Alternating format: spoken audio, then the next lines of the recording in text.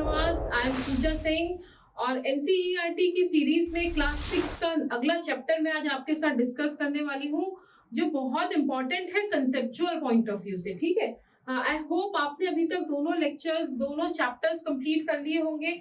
हर chapter के 3-3, 4-4 lectures मैंने बनाए हैं, जिसमें बहुत डिटेल में मैंने ज्योग्राफी के कंसेप्ट्स को डिस्कस किया है। देखिए 6th क्लास जो है वो बहुत इंपॉर्टेंट है कंसेप्चुअल पॉइंट ऑफ व्यू से। ठीक है, और हम करेंगे अभी ज्योग्राफी।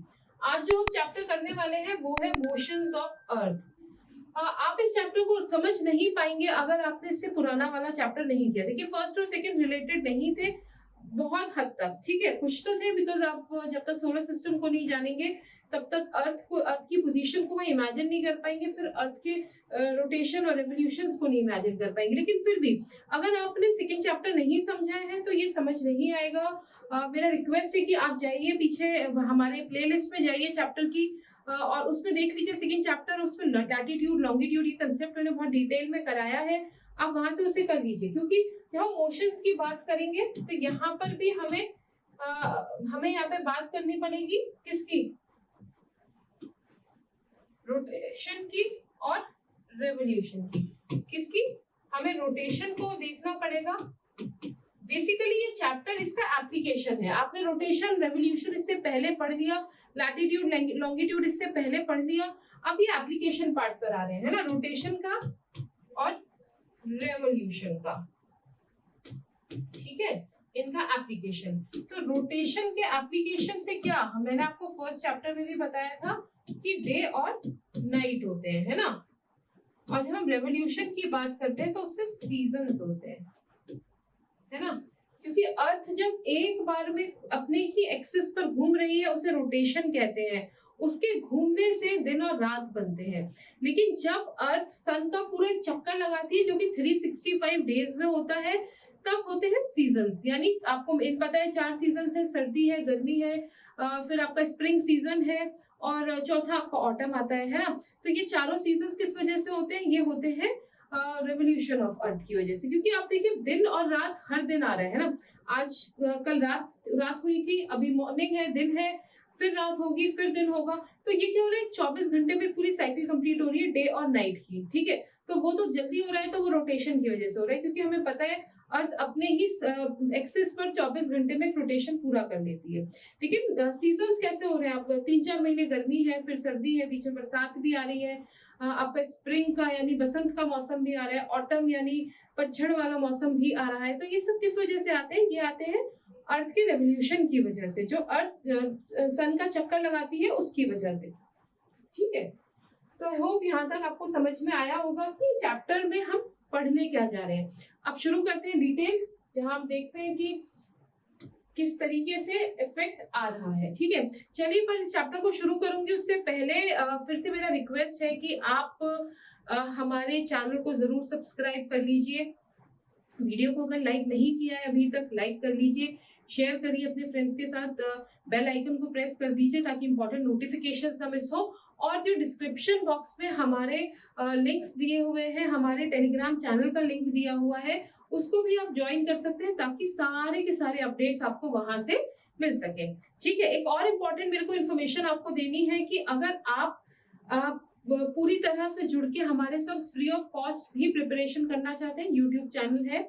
इसके अलावा अगर आप किसी ऐसे लोगों को जानते हैं जो बहुत फाइनेंशियली स्ट्रांग नहीं है, जिंदगी में कुछ करना तो चाहते हैं लेकिन पैसा उनके लिए बहुत बड़ा कंस्ट्रेन हो जाता है, तो आपके लिए बहुत अच्छी न्यूज़ है। विक्रमास एड्यूटेक का इनिशिएटिव है जहां हम ऐसे लोगों को जो पैसों की कमी की वजह से या फाइनेंशियल कंस्ट्रेंट्स की वजह से अगर अपनी पढ़ाई को नहीं पूरा कर पा रहे, अपने ड्रीम्स को नहीं अचीव कर पा रहे, फिर वो चाहे एसएससी, बैंकिंग, रेलवेज या फिर स्टेट पीएससी या फिर यूपीएससी तक भी कुछ भी आप करना चाहते हैं और पैसा आपको बीच में परेशान कर रहा है, नहीं करने दे रहा है, तो प्लीज यू आर रिक्वेस्टेड, आप खुद या आप ऐसे लोगों को अगर जानते हैं तो आप उन्हें बोलिए कि हमारे नंबर्स पे कांटेक्ट करें, हम बिल्कुल फ्री ऑफ कॉस्ट आपको पढ़ने का मौका देंगे। आप जो भी करना चाहते हैं, जो भी अचीव करना चाहते हैं, उसको उसके लिए हम आपको पूरी प्रिपरेशन कराएंगे, है ना। और उसके लिए आपको हमें 1 भी रुपया नहीं देना है।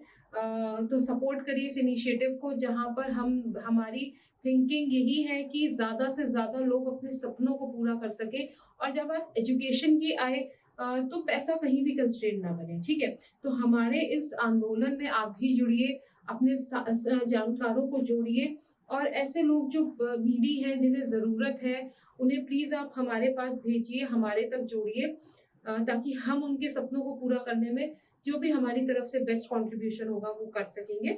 और ये बिल्कुल फ्री ऑफ कॉस्ट रहेगा उन लोगों के लिए, क्योंकि अगर वो अपने सपनों को पा लेते हैं तो हमारे लिए सबसे बड़ा अचीवमेंट वही है, हमारे लिए सबसे बड़ा पैसा वही है, ठीक है।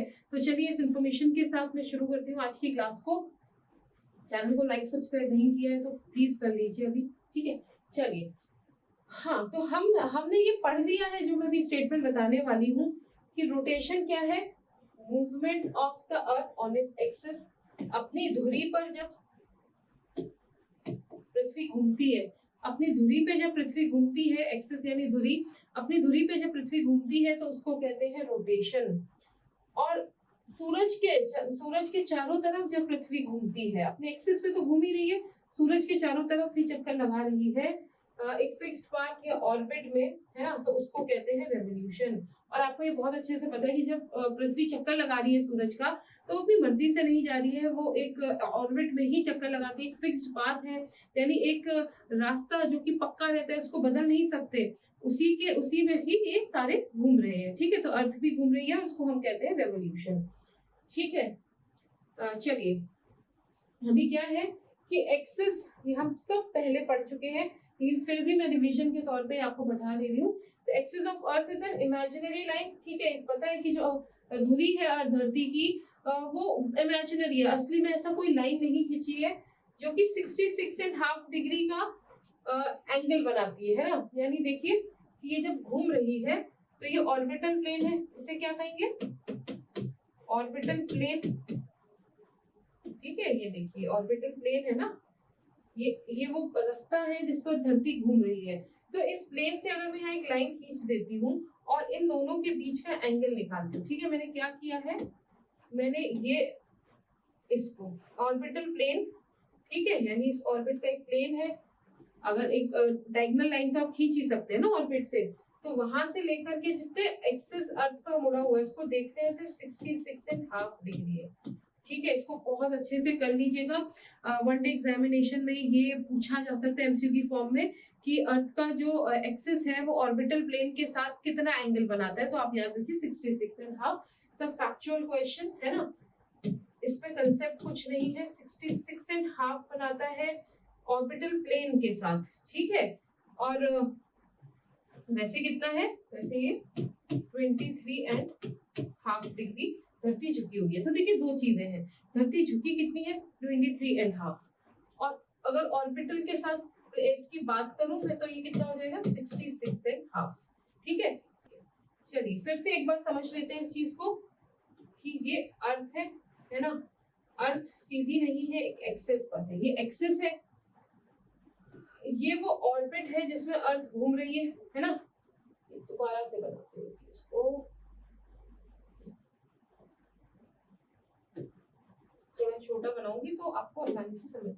देखिए ये है अर्थ का एक्सिस, है ना, जिस पर अर्थ सन के चारों तरफ चक्कर लगा रही है।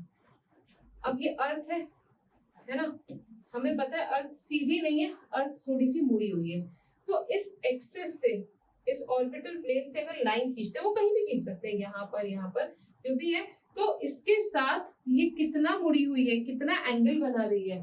तो आपको देखना पड़ेगा कि अगर मैं यहाँ से इमेजिन कर लूं, यहाँ से एक लाइन इमेजिन कर लूं, तो ये 90 डिग्री है ना, ये 90 डिग्री है। अगर इधर 90 है तो इधर भी 90 होगा, इधर बना नहीं रही हूँ क्योंकि कंफ्यूजन होगा, ठीक है। चलिए ये 90 डिग्री के हमने यहाँ पर मोड़ दिए हैं।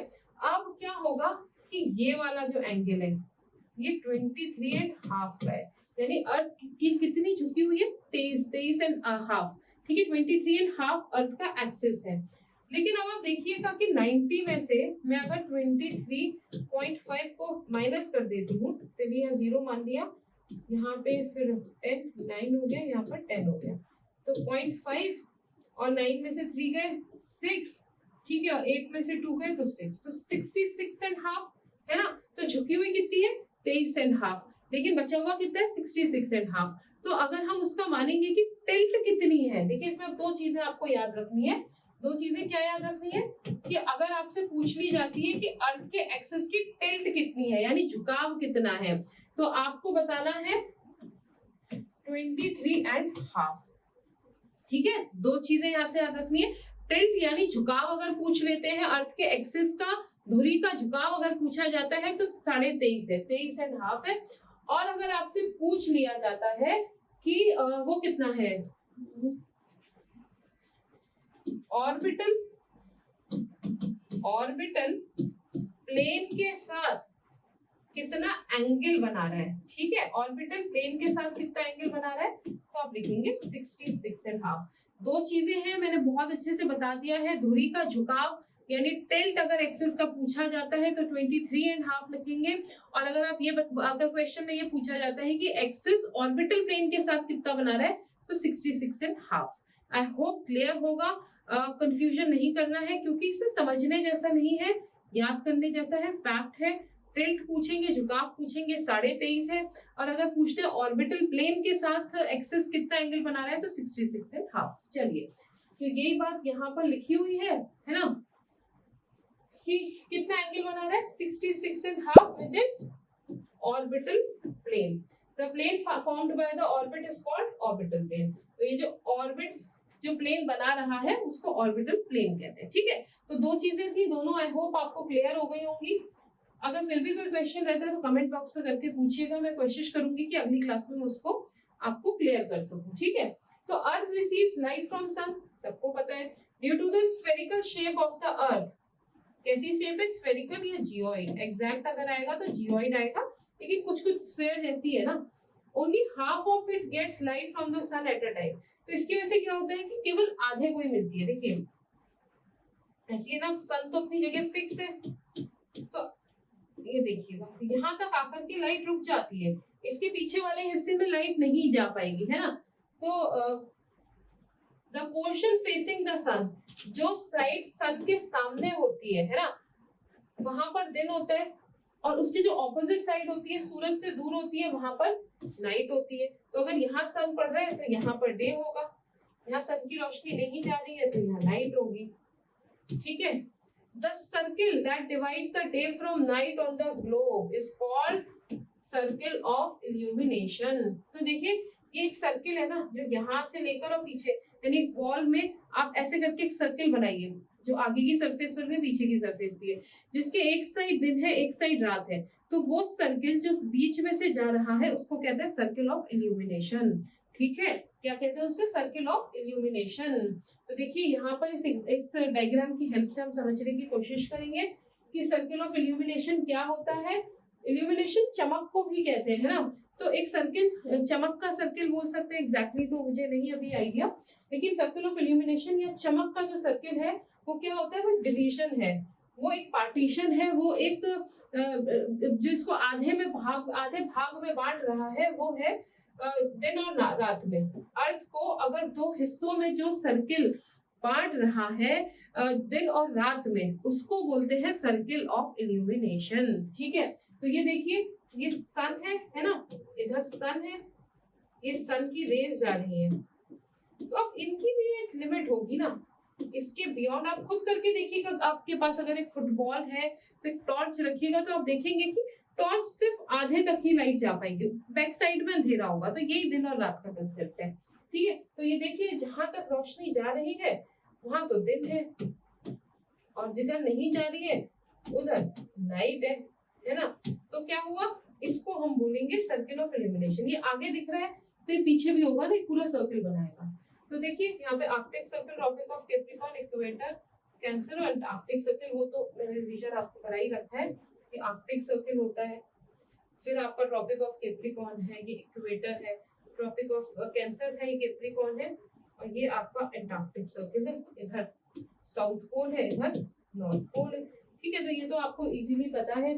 ठीक है, the circle of illumination bisects, bisect का मतलब क्या होता है, किसी भी चीज को दो हिस्सों में बांटना। ठीक है, तो ये बाइसेक्ट तो क्या करता है, सर्किल ऑफ इल्यूमिनेशन अर्थ को दो हिस्सों में बांट देते। कौन से दो हिस्से,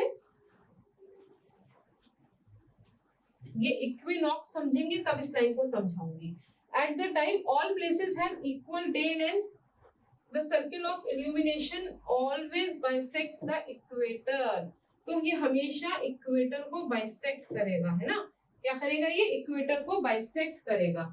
अब आप देख रहे होंगे, एक सेकेंड मैं इसको आपको एक बार समझाती हूँ दोबारा से, ये देखिएगा। ठीक है, आर्कटिक सर्किल है, ठीक है, ये एंटार्क्टिक सर्किल है। ठीक है, आर्कटिक सर्किल है, एंटार्क्टिक सर्किल है। तो सारी ही टाइम सारे प्लेसेस में इक्वल डे लेंथ होती है 12 आवर्स की। जब कहाँ पर, जहाँ इक्विनॉक्स होते हैं। इक्विनॉक्स क्या है, इस कंसेप्ट को थोड़ी देर हम भूल जाते हैं, जब इक्विनॉक्स हम पढ़ लेंगे तब मैं इस कंसेप्ट पे दोबारा आऊंगी। फिलहाल आप शायद समझ गए होंगे कि सर्किल ऑफ इल्यूमिनेशन क्या है ना। तो इक्विनॉक्स पढ़ने के बाद इसको मैं फिर से दोबारा से समझाऊंगी कि 12 घंटे दिन और 12 घंटे रात कब होती है, और कब दिन लंबे और रातें छोटी, या फिर रातें लंबी और दिन छोटे होते हैं। आप सभी जानते हैं कि सर्दियों में रातें छोटी हो जाती हैं और दिन लंबे होते हैं, है ना। और जब आपका गर्मियों का दिन आता है तो दिन लंबे हो जाते हैं, दिन लंबे होते हैं, रातें छोटी होती है। सर्दियों में ऑपोजिट हो जाता है, दिन छोटे रात लंबी हो जाती है। साल में 2 बार ऐसा होता है जब दिन और रात दोनों 12-12 घंटे के होते हैं। तो ये किससे होता है, ये सर्किल ऑफ इल्यूमिनेशन से ही होता है। लेकिन इसके लिए हमें पहले इक्विनॉक्सेस को समझना पड़ेगा। जब हम इक्विनॉक्स समझ जाएंगे तब इस कंसेप्ट को आपको चुटकी में आप समझ पाएंगे, कोई दिक्कत नहीं होगी। तो थोड़ी सी देर रुकते हैं, अभी बेसिक कर लेते हैं, फिर इक्विनॉक्स पे जाएंगे। चलिए, ये देखिए, ये आपको यहाँ से दिख जाएगा vertical line from the earth, ये देखिए, है ना। तो ये कितनी है, 90 डिग्री है, इतनी 23.5 है, और ये 66.5 है। तो ये क्या है, प्लेन ऑफ अर्थ ऑर्बिट। ठीक है, सिंपल है, मैंने आपको ये समझा ही दिया था, है ना। चलिए, this circle does not coincide with the axis. अब ये जो सर्किल ऑफ इल्यूमिनेशन है, ये एक्सिस के साथ नहीं होता है ना। कैसे, देखिए, अर्थ ये है, एक्सिस यहाँ है, सर्किल ऑफ इल्यूमिनेशन इस तरीके से होता है। तो ये कभी भी एक्सिस के साथ नहीं होता, एक्सिस से अलग होता है ना, क्योंकि एक्सिस तो टिल्ट है और ये सीधा है। अगर सन यहाँ है तो ये तो इस तरह से सीधे ही बटेगा ना, है ना, सीधा बटेगा। एक्सिस की तरह थोड़ी ना जाएगा कि यहाँ से और यहाँ तक, ऐसे नहीं जाएगा। ठीक है, चलिए, The Earth takes about 24 hours to complete one rotation around its axis. अपनी धुरी पे घूमने के लिए कितना टाइम लेती है अर्थ, तो 24 घंटे लेती है, आपको पता है। The period of rotation is called Earth Day. ठीक है, तो इसको क्या बोलते हैं, जो रोटेशन हो रहा है अपनी ही एक्सिस पर, उसको अर्थ डे कहते हैं। तो अगर कोई अर्थ डे आपसे पूछ लेता है तो यानी उसका मतलब क्या होता है, अर्थ डे होता है पीरियड ऑफ रोटेशन। जो रोटेशन का पीरियड होता है अर्थ का अपनी एक्सिस पर, उसको कहते हैं अर्थ डे। ठीक है, this is daily motion of the अर्थ। तो चलिए, तो बहुत सिंपल सी चीज है, हर चीज भी नहीं करनी अपने को। ये देखिएगा, ये फिर एक और एग्जांपल से समझाया है कि ये आपका सन है ना, रेज आ रही है, रेज एक लेवल तक ही जा पाएंगी, है ना। कितनी भी कोशिश कर ले सन, इसके बियॉन्ड रेज नहीं जा पाएंगी। ये सारी रेज इस तरह से अर्थ तक आ रही है, लेकिन इसके पीछे सीधे निकल जाएंगे। देखिए, अगर इसको भी करेंगे सीधे तो यहाँ रोशनी नहीं आएगी, तो ये डे और नाइट बन जाता है। ठीक है, चलिए, एक और कंसेप्ट। तो मैं कई सारे डायग्राम्स मैंने इसमें इसलिए लगाए गूगल से देखकर, ताकि आप कंसेप्ट को अच्छे से मेमोराइज कर सके, उसको समझ सके, उसको आपको याद करने की जरूरत ना, आप देखते ही इसको समझ जाए। ठीक है, तो ये देखिए, जो डायरेक्ट आ रही है वो ठीक है, बाकी रात के टाइम रोशनी जो होती है वो मून की होती है। अब मून पे कैसे हो रहा है, ये देखिए, सन की कुछ रेज मून पर भी जा रही है और मून से रिफ्लेक्ट होकर अर्थ पर आ रही है। ये अपने आप में बहुत अलग डायग्राम था, इसलिए मैंने इसको डाला। तो देखिए, आधे में सन है ना, तो वहां पर आपका डे हो गया। अब यहाँ पर सन की रोशनी नहीं जा रही है, नाइट है, लेकिन सन की रोशनी मून तक तो जा रही है। अब देखिए, मून का भी ये साउथ पोल है ना, आपको पता है साउथ पोल कभी भी अर्थ के सामने नहीं आता है, जो हम देख रहे होते हैं वो सन का नॉर्थ पोल होता है, इसीलिए जो चंद्रयान मिशन भेजे जा रहे हैं वो साउथ पोल पर भेजे जा रहे हैं ताकि वहां की इंफॉर्मेशन हम गैदर कर सके। ठीक है, तो ये देखिए सन की रोशनी मून पर जाती है, मून से रिफ्लेक्ट होकर अर्थ पर आती है। तो मून की अपनी रोशनी नहीं होती है, जैसे अर्थ की अपनी रोशनी नहीं है ऐसी मून की भी अपनी रोशनी नहीं है, वो भी सन की रोशनी को ही रिफ्लेक्ट कर रहा है। तो बहुत इंपॉर्टेंट इमेज है, आप इससे समझ सकते हैं इस कंसेप्ट को।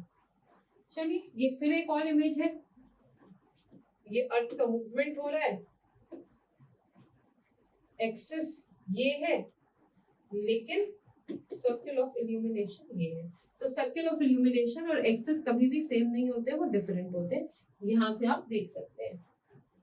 चलिए अब क्या होगा अगर अर्थ रोटेट ही ना करे, अगर अर्थ स्टिल हो जाए अपने एक्सिस पे जैसी ऐसी खड़ी रहे, ये जो रोटेट कर रही थी घूम रही थी अपने एक्सिस पर, ये ना करे तो फिर क्या होगा? The portion of the earth facing the sun, ठीक है, यानी ये सन है, अब अर्थ ने रोटेट करना बंद कर दिया, ठीक है, अर्थ ने रोटेट करना बंद कर दिया। तो अब ये क्या है, सन की रोशनी यहाँ तक जा रही है, तो ये फेस क्या है जहां पर सन की डायरेक्ट लाइट पड़ रही है। अब आप सोचिए कि एक ही जगह पूरे 24 घंटे या हर टाइम सिर्फ लाइट आती रहे सन की, तो वहाँ हीटिंग कितनी ज्यादा हो जाएगी, है ना, डे तो रहेगा ही, उसके साथ साथ क्या होगा, कॉन्टिन्यूअस गर्मी होगी उस सीजन में, और दूसरी तरफ क्या होगा, यहाँ डार्कनेस हो जाएगी, अंधेरा ही रहेगा, और जब अंधेरा रहेगा तो सूरज की रोशनी आएगी नहीं, तो क्या होगा, ठंड पड़ेगी, ठंड पड़ेगी तो कुछ दिनों में वो क्या होगा फ्रीजिंग कोल्ड हो जाएगा। और इधर कैसा है, इधर आपकी लाइट है और वार्मथ है, गर्मी है। तो आप खुद से सोचिए, एक जगह अगर सिर्फ गर्मी बढ़ती चली जाएगी, सूरज छिप ही नहीं रहा, हर टाइम सूरज हमारे सामने है, तो गर्मी इतनी बढ़ जाएगी कि इंसान के लिए रहना मुश्किल हो जाएगा। दूसरी तरफ जाते हैं तो वहां पे इतनी ठंड हो जाएगी कि रहना मुश्किल हो जाएगा। अगर जिधर डार्कनेस है, सनलाइट ही नहीं पहुंचेगी तो प्लांट्स मर जाएंगे, क्योंकि फोटोसिंथेसिस ही नहीं हो पाएगा। प्लांट्स नहीं होंगे तो प्लांट्स के ऊपर जो एनिमल्स डिपेंडेंट है वो मर जाएंगे। ह्यूमंस भी प्लांट्स के ऊपर डिपेंडेंट है और दूसरे एनिमल्स के ऊपर डिपेंडेंट है, वो भी मर जाएंगे। तो फिर इंसान भी नहीं सरवाइव कर पाएगा और अर्थ पर हॉस्टाइल सिचुएशन बन जाएंगी, यानी ऐसी सिचुएशन बन जाएंगी जब अर्थ पर, धरती पर जीवन जो है वो पॉसिबल नहीं हो पाएगा। तो आई होप आपको ये कॉन्सेप्ट समझ में आया होगा कि अगर अर्थ का रोटेशन रुक जाता है तो क्या प्रॉब्लम होगी। ठीक है, so life would have not been possible in such extreme conditions. तो ऐसी एक्सट्रीम कंडीशंस में, ऐसी बहुत सर्दी या बहुत गर्मी की कंडीशन में लाइफ पॉसिबल नहीं होगी। ठीक है, चलिए अब दूसरा क्वेश्चन आता है, रेवोल्यूशन एंड सीजन्स। धरती का चारों तरफ घूमना सूरज के, उससे सीजन्स कैसे डिफरेंट होते हैं। ठीक है, सेकेंड मोशन ऑफ अर्थ क्या है, दूसरा around the sun in orbit is called revolution. क्या कहते हैं उसको, रेवोल्यूशन कहते हैं। ठीक है, अब क्या होता है, अर्थ को 365 दिन तो हम बोलते हैं, लेकिन क्या होता है 365 दिन के साथ साथ 1/4 दिन भी लगता है ना, 1/4 डे भी होता है, लेकिन हम उसे कैलकुलेट नहीं करते। अब सोचिए, ये पहला साल है, ये दूसरा साल है, तीसरा साल है और चौथा साल है, तो 365 तो कॉमन रहे, यहाँ पर 1/4 आया, यहाँ पे 1/4 आया, यहाँ पे 1/4 आया और यहाँ पर 1/4 आया। अब ये चारों 1/4 मिलकर के क्या बनाते हैं, 1 डे बनाते हैं। और यहीं से कॉन्सेप्ट आता है लीप ईयर का, है ना, जो आप कहते हैं ना लीप ईयर है, जिसमें 1 फरवरी में आपके नॉर्मली 28 दिन होते हैं, इसमें 29 दिन हो जाते हैं। तो लीप ईयर कहाँ से आता है, यहाँ से आता है, क्योंकि 365 के अलावा 1/4 डे भी होता है। तो लगातार 4 सालों का जब 1/4 डे हो जाता है तो ये 4th ईयर में लीप ईयर आ जाता है। तो कब होता है लीप ईयर, 4th ईयर में लीप ईयर होता है। तो आपको समझ में आ गया है कंसेप्ट कि लीप ईयर कहाँ से आता है, क्योंकि अर्थ जब सन के चारों तरफ चक्कर लगाती है अपनी ऑर्बिट में, तो उसको 365 के साथ साथ 1/4 दिन भी लगता है।